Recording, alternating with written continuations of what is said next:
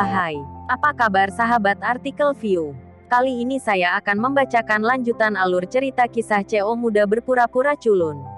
Tapi, sebelum mendengarkan kisah ceritanya, silahkan cari posisi yang nyaman dan jauhi keramaian.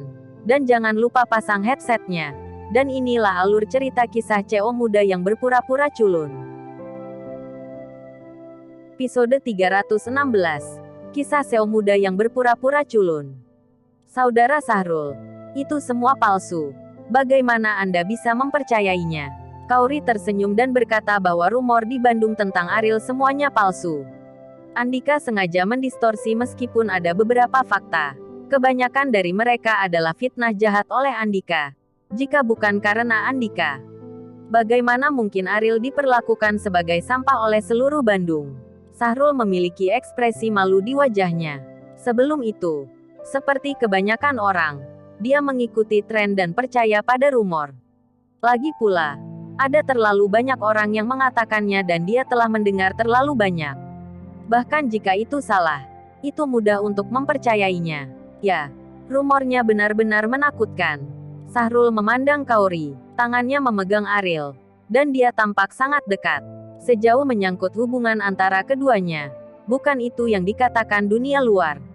Dari sini, dapat dilihat bahwa rumor tersebut tidak dapat dipercaya. Saudara Sahrul, ayo pergi dulu, kata Ariel. Aku harus menunggu Agnes, kata Sahrul. Apakah Agnes juga datang? Ariel bertanya dengan heran. Sahrul mengangguk dan menjelaskan. Saya sedikit gugup. Jadi saya memanggilnya dan memintanya untuk hadir sebagai anggota staf. Jika saya tahu kamu akan datang, saya tidak perlu merepotkannya. Tidak lama kemudian, Agnes dan Syarif muncul bersama. Saat Syarif melihat Ariel, dia menundukkan kepalanya tanpa sadar. Kejadian di restoran itu membuat bayangan besar di hatinya, terutama saat melihat Ariel membuka Lamborghini. Di benak Syarif berlama-lama, dia meremas kunci Mercedes-Benz di sakunya. Tetapi dia tidak boleh mengungkapkannya lagi. Itu akan memalukan di depan Ariel. Ariel, aku tidak berharap kamu datang juga, kata Agnes. Ariel berkontribusi pada masalah ini. Saya tidak berharap dia memiliki hubungan yang baik dengan orang tua dari keluarga Nicholas. Terima kasih kepadanya atas bantuannya kali ini, Sahrul berkata sambil tersenyum. Kalimat ini membuat kelopak mata Syarif hampir melompat. Orang ini tidak hanya mengenal Aisyah, tetapi juga memiliki hubungan yang baik dengan Nicholas alias kakek Aisyah. Apakah benar-benar ada orang yang luar biasa di Bandung? Pada saat ini, ayah dan anak Nicholas dan Daniel muncul di pintu. Ketika mereka melihat Ariel, mereka berjalan lurus. Hati Syarif sedikit hancur. Bukankah ketika dia muncul, apakah lelaki tua itu harus bertemu langsung dengannya? Syarif, yang tidak bisa tertawa atau menangis, tidak sabar untuk menamparkan dirinya sendiri. Pria besar abadi macam apa yang menyinggung ini? Tuan, Anda sudah di sini. Mengapa Anda belum masuk?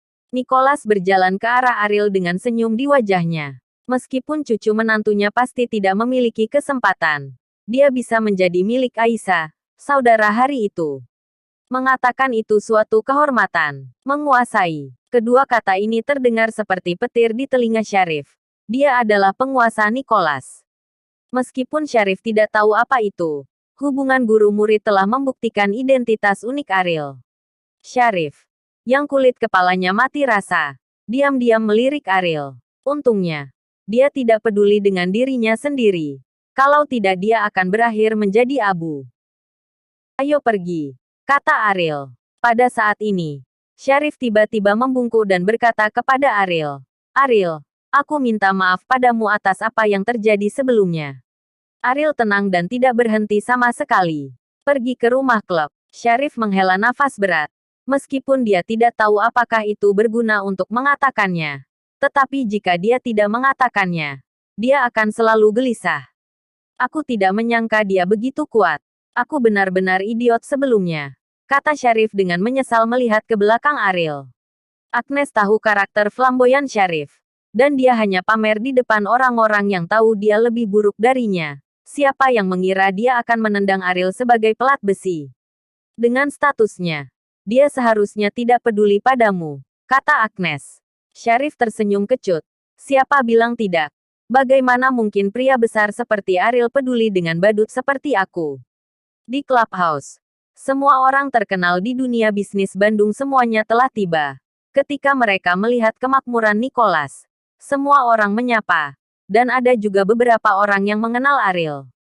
Melihat Kaori berjalan bergandengan tangan dengannya, rumor bahwa Ariel mungkin ada hubungannya dengan Aisyah hancur.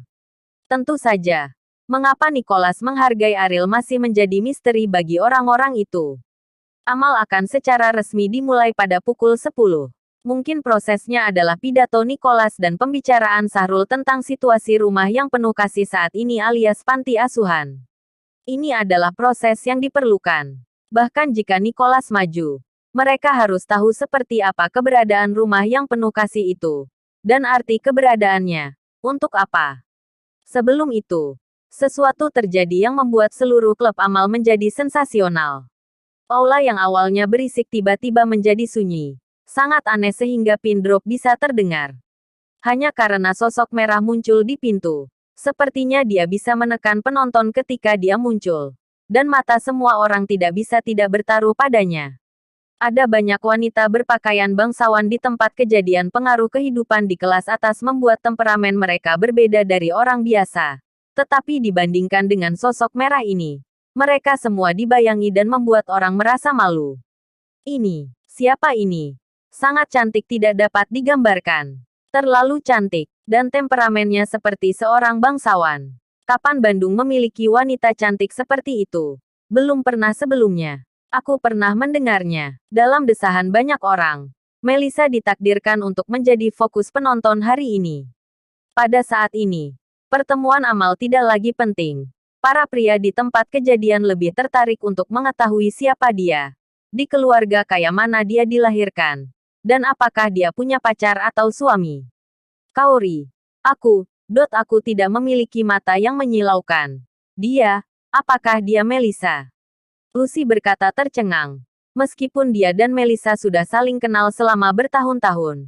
Tetapi Lucy belum pernah melihat Melissa melepas kacamata ini jadi pada saat ini. Agak sulit dipercaya. Kaori juga tercengang.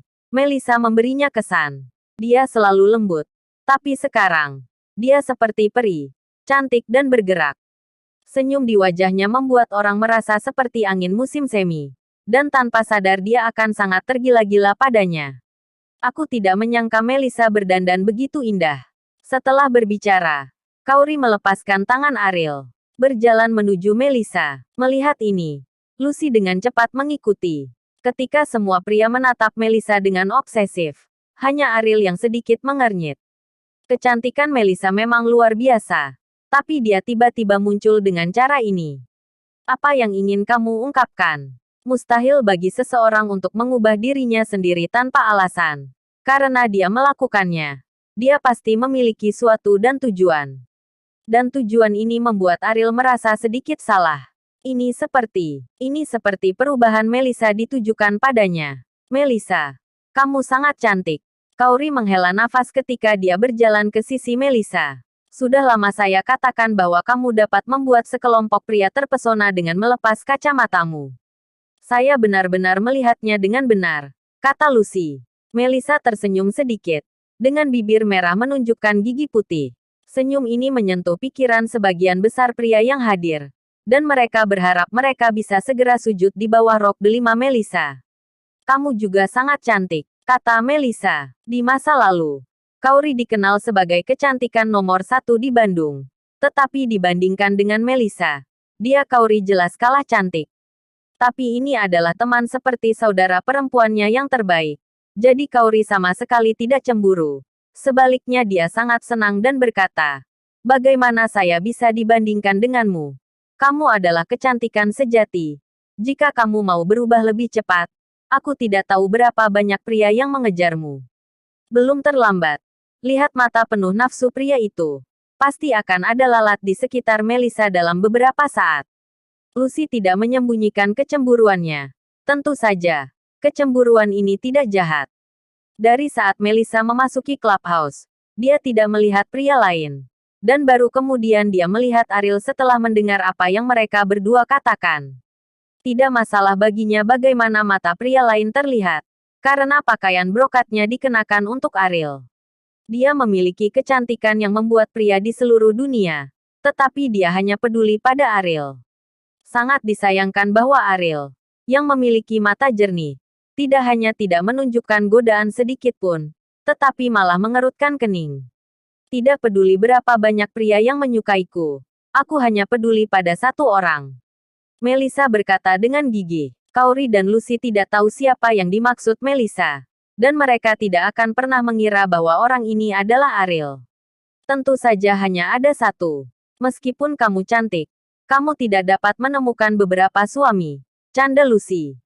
Bersambung.